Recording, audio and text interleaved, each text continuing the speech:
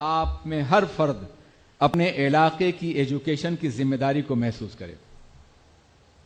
آج ہمارے ہزاروں بچے تعلیم نہیں حاصل کر رہے ہیں، غربت کی وجہ سے، کسی اور پریشانی کی وجہ سے، یا ماں باپ کی جہالت کی وجہ سے۔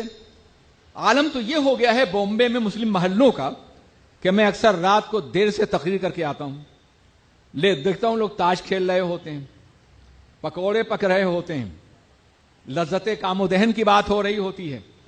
صبح تک وہ جب جاگتے ہیں تو بچوں کو اسکول کب بھیجتے ہوں گے، بچوں کی پرورش کیسے کرتے ہوں گے، بچوں پہ محنت کیسے کرتے ہوں گے۔ میں نے تقریریں بھی اس پہ کی ہیں مگر شاید اس کا اثر نہ ہو۔ جب ضمیر ایک خاص راہ پہ لگ جاتا ہے، جب احساس مر جاتا ہے کسی قوم کا، تو پھر وہ قوم کبھی بیدار نہیں ہوتی۔ قوت فکر و عمل پہلے فنا ہوتی ہے، قوت فکر و عمل پہلے فنا ہوتی ہے، تب کسی قوم کی عظمت پر زوال آتا ہے۔ ہماری قوت فکر و عمل فنا ہو چکی ہے۔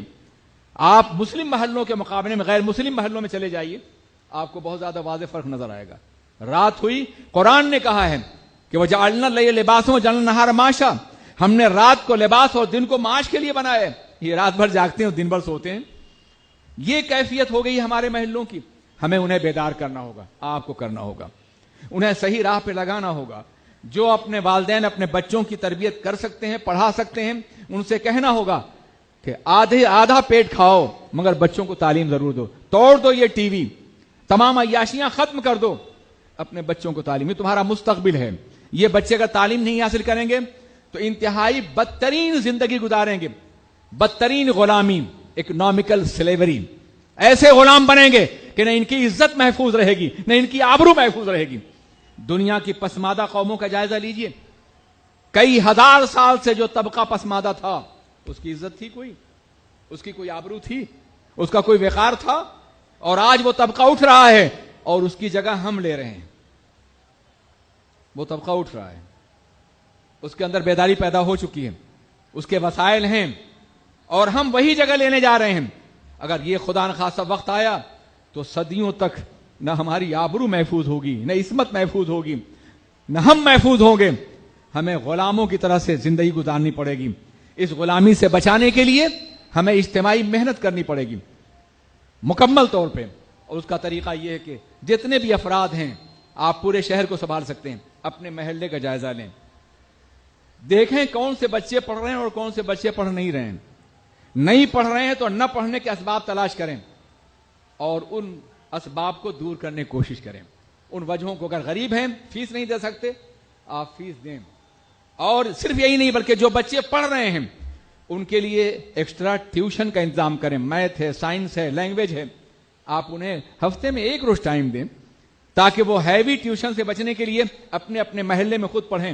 آپ علماء سے بھی کام کرا سکتے ہیں، اور طریقہ یہ ہے کہ علماء 1 یا 2 روز تک دین کی تعلیم دیں اور آپ لوگ انہیں سیکولر ایجوکیشن دیں، کالج کی تعلیم دیں۔ نتیجہ یہ ہے کہ وہ دینداری بنیں گے اور اس کے ساتھ ساتھ بہترین رزلٹ بھی لائیں گے۔ بہترین رزلٹ لانا بے پناہ ضروری ہے آگے بڑھنے کے لیے۔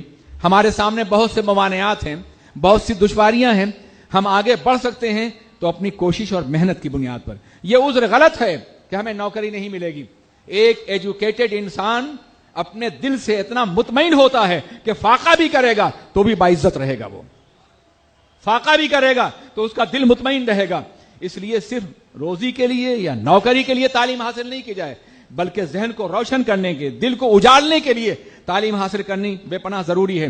اور اب ہندوستان ایک عالمی مارکیٹ بنتا جا رہا ہے۔ ممکن ہے کچھ لوگ یہاں آپ کو نوکری نہ دیں، اگر آپ کے اندر صلاحیت ہے تو بیرونی ملک سے آنے والی حکومت، فیکٹریاں اور کارخانے اور ادارے آپ کو صلاحیت کی بنیاد پہ جگہ ضرور دیں گے۔ حالات بہت بدل رہے ہیں، ان حالات سے فائدہ اٹھایا جائے، اس کو باضابطہ اپنے لیے ایک مستقبل کی روشن راہ تصور کیا جائے۔ ہم میں کا ہر فرد اپنے علاقے میں ایسے ٹیوشن کے اسکول قائم کرے یا جائزہ لے کہ کون سا بچہ پڑھ نہیں رہا ہے اور اسے پڑھانے کی کوشش کی جائے، تاکہ 100% ایجوکیشن ہمارے معاشرے میں عام ہو سکے۔ ہماری بچیاں بھی، ہمارے بچے بھی، سب کے سب تعلیم یافتہ ہو جائیں۔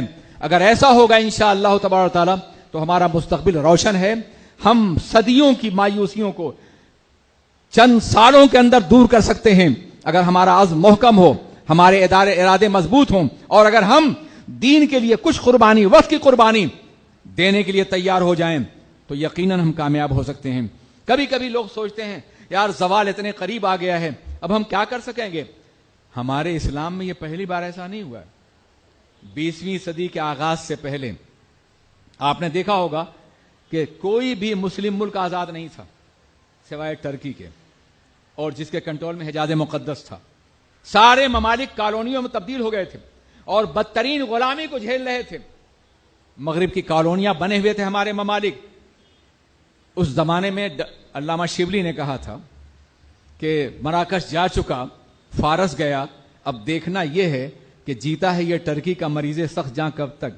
مگر اس زمانے میں ایک امید کا شاعر تھا اقبال، اس نے کہا تھا اگر عثمانیوں پر کوہ غم ٹوٹا تو کیا غم ہے کہ خون 100,000 انجم سے ہوتی ہے سحر پیدا۔ 100,000 ستارے ڈوبتے ہیں تب صبح ہوتی ہے، ڈوبنے دو ان ستاروں کو، صبح آئے گی، مگر اس کے لیے تیاری کرنی ہوگی۔